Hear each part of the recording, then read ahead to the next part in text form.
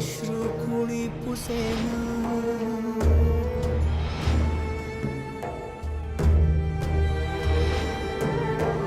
करू काय सुसेना, अश्रू कुणी पुसेना, हा तुझा बोला मला सोसवेना, तू जीव प्राण माझे, तू सर्व भान माझे, तुझ्या एका हाकेसाठी झुरे जीव माझा.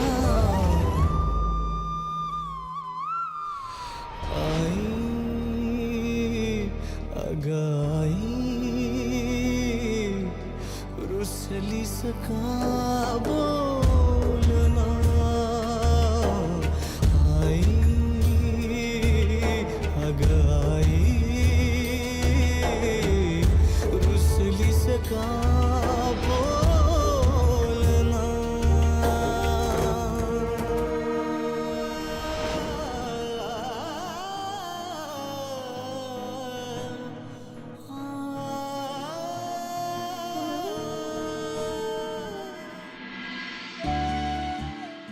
बाबा निघतो मी. जानूला भेटायला आलो होतो, पण निदान तिला बघायला तरी मिळालं यातच मी समाधानी आहे. बाय द वे मी तिच्यासाठी गिफ्ट आणलं होतं, तुम्ही प्लीज तिला द्याल का?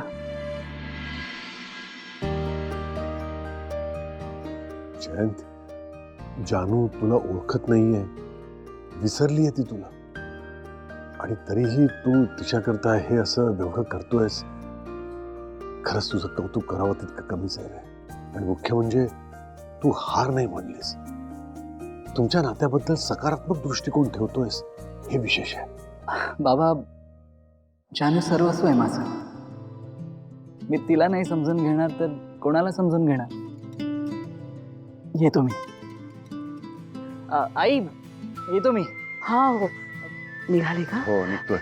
काळजी घ्या, पुन्हा या. हा अच्छा जयंत.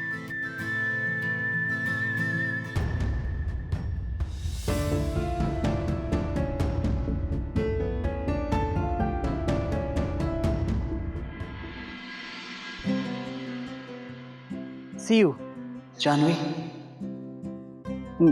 बाय भावना.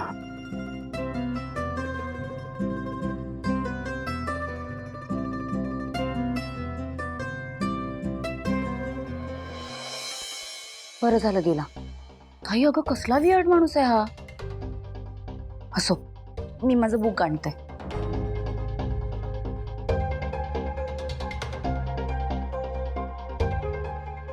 वाव,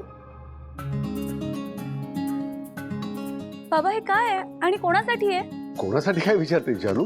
तुझ्यासाठी आहे. माझ्यासाठी पैंजण? बाबा खूप छान आहेत, किती नाजूक आहेत, आणि डिझाईन पण खूप छान आहे. थँक्यू बाबा, किती लाड करता तुम्ही माझे.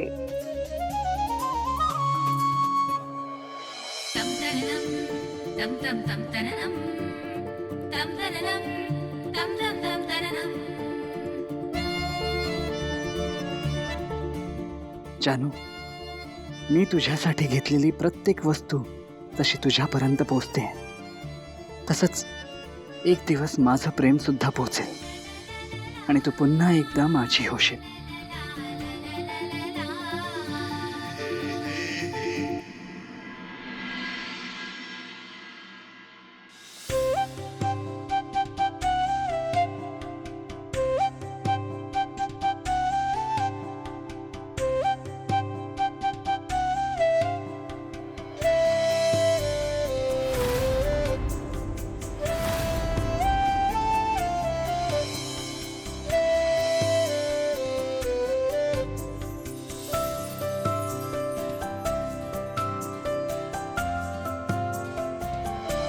किती छान झालं नाही, जानू परत आली ते. या घरात आता दिवाळीनंतर पुन्हा एकदा गडबड सुरू होणार. जानूचं हसणं, घरातलं वावरणं, तिचं गाणं सगळं परत ऐकायला मिळणार. घरातली एखादी व्यक्ती गेली की घराची रयाच जाते नाही. पण आता ती रया परत येणार.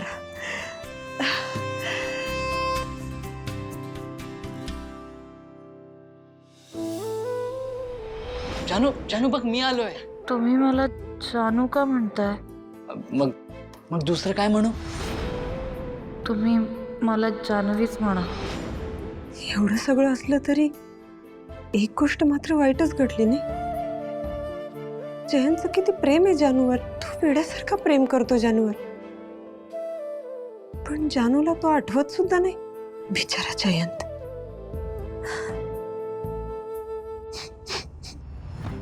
अगं बाई, दूध गॅसवरच राहिलं.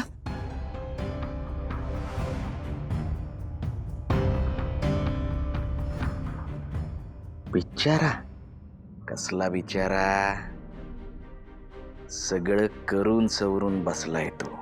त्या महाशिवरात्रीच्या कार्यक्रमाच्या दिवशी त्या विश्वाच्या आईला टपकवलं त्याने आणि हॉस्पिटलमध्ये शांत बसला होता, निवांत बसला होता. पण त्या जयंतला अजून माहित नाहीये त्याचं सिक्रेट मला माहितीये, आणि आता या सिक्रेटचं मी काय करतो ते जयंत तू बघच. हाताला खात सुटली आहे माझ्या. होळी येते काय? होळी रे होळी, पुरणाची पोळी, जयंतच्या डोक्यात संतोषची गोळी.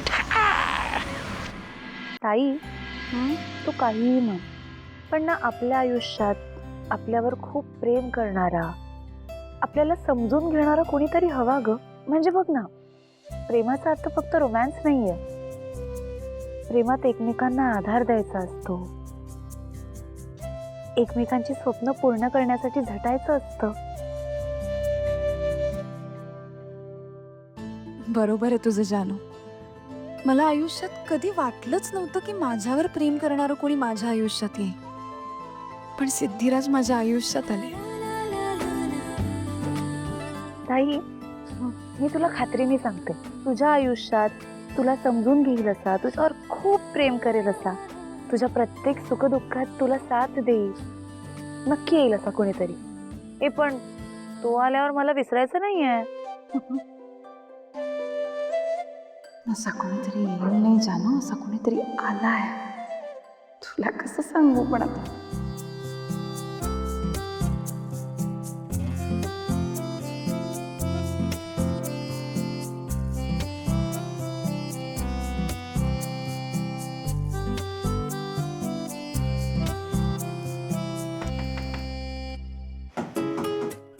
सिद्धिराज,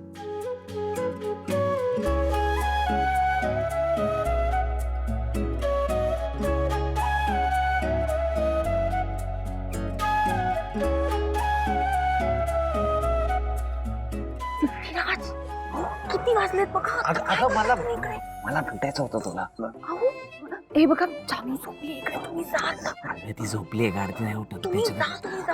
ऐक ना, मला खरंच खूप करमत नव्हतं का तुझ्याशिवाय. खूप आठवण येते. असं काय करता तुम्ही?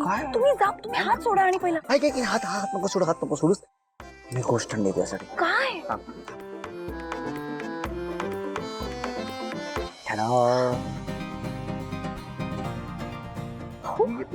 हो, तुम्ही असं काय करता? आपण काय आनंदीत की लहान होत का?